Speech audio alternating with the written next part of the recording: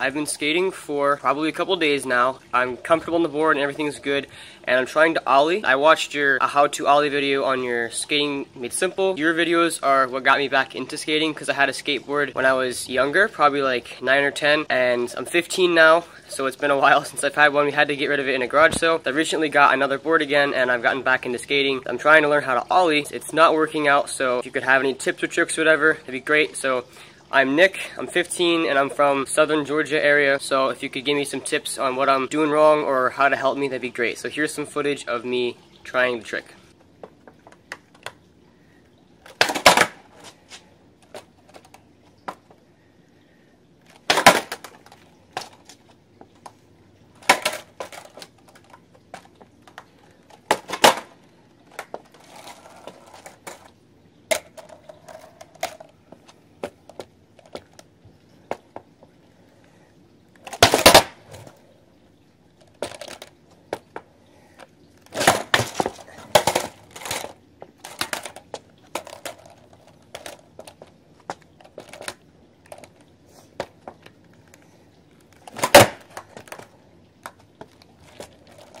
So if you could help me out with that and give me some pro tips on how I can improve, that'd be great.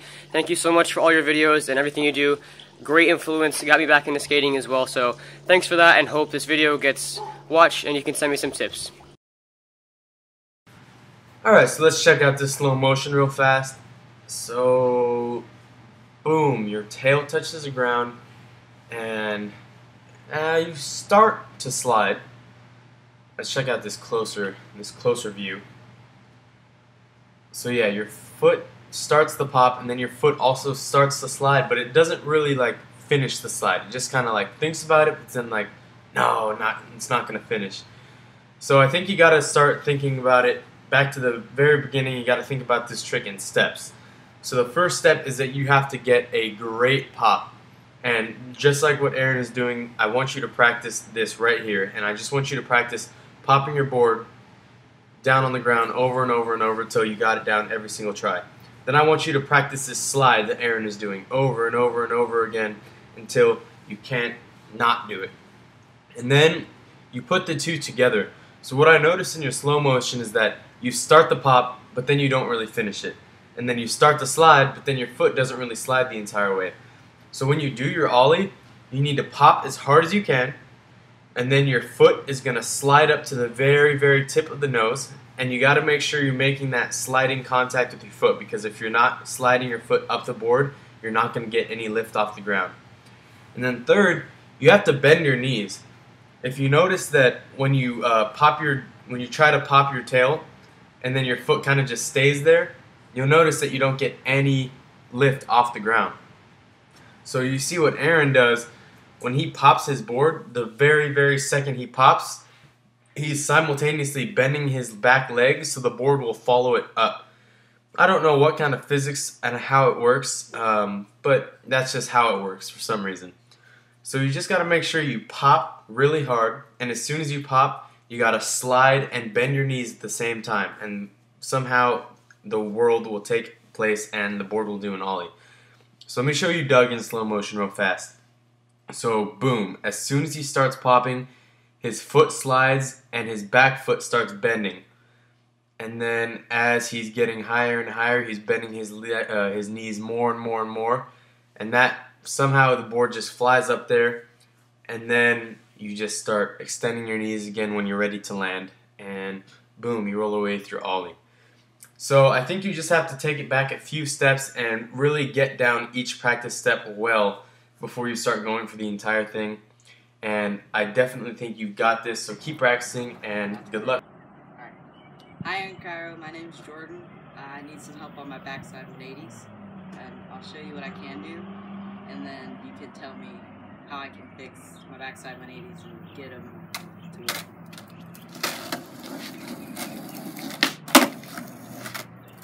My ollie, and then my front side 180.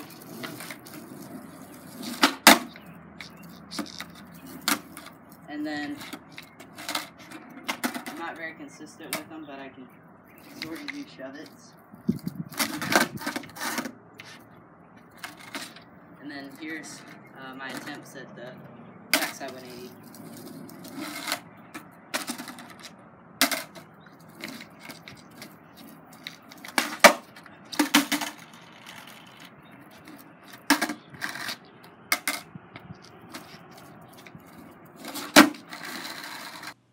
Alright, so let's check out your slow motion backside 180s. And you're turning your shoulders, which is good. But then your shoulders kind of stop turning if you see there. It's like you start to turn and then your body's kind of like, and then it doesn't really finish the turn the entire way. So there's a lot of things I preach when I do like backside 180 skate supports. And well, actually, there's really two things. The number one thing is that you have to have a really good ollie. And your ollie is good, but for the backside 180, it requires like a lot of air time to get the full 180. So I'd recommend you have a lot of pop and you're just able to do a good ollie every single time, like level it out and everything. The second thing, like Aaron is showing right here, you have to turn your shoulders 180 degrees every single time. That is probably the most, the thing that people most need help with is that discipline of turning their shoulders. Like when I backside 180, I know I crank my shoulders back kind of like a corkscrew, and then I pop my board, and the entire time that I'm turning in the air, my shoulders are also turning.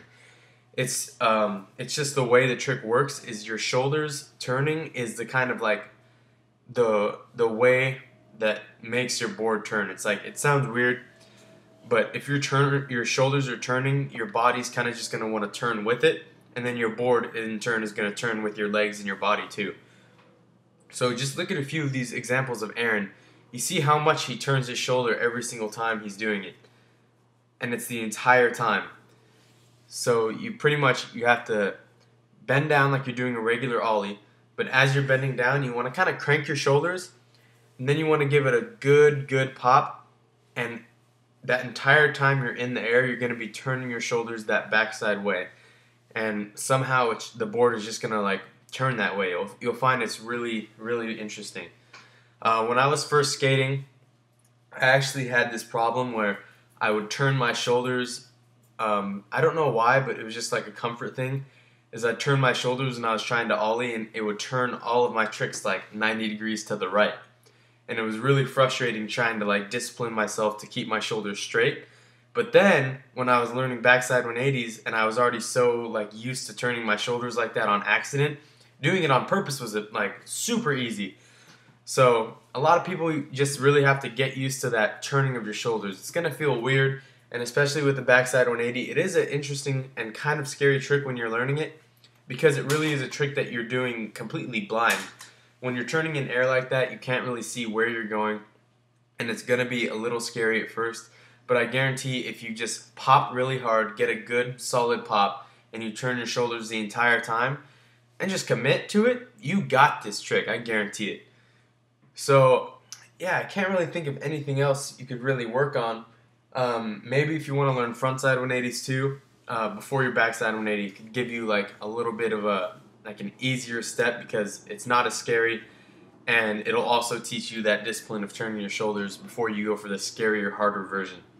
But yeah, I definitely think you got this trick, so keep going out there and practicing every day. Remember to get that good pop, get the good all the way 180 degree shoulder turn, and commit to it, and you got it. So good luck to you, and I'll see you next time. Definitely check out Skateboarding Made Simple. It's available on all these platforms: iBooks, BrailleSkateboarding.com, and Google Play. It's the most comprehensive video we've ever made, and it teaches skateboarding better than anything else out there. You won't be disappointed.